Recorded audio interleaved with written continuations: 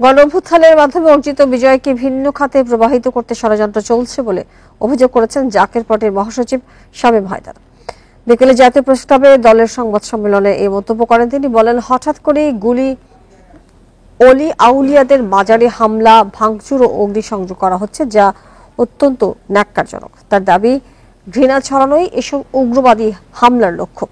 এসব হামলা নবী প্রেমী এবং মাজার ভক্ত কয়েক কোটি মানুষের অনুভূতিকে চরমভাবে আঘাত করেছে। মাজার বিরোধী গোপন পরিকল্পনা হচ্ছে উল্লেখ করে তিনি আরো বলেন, কোনো ব্যক্তির শরীয়ত বিরোধী কর্মকাণ্ডের দায়ে সামগ্রিক গোষ্ঠী দোষী হতে পারে না।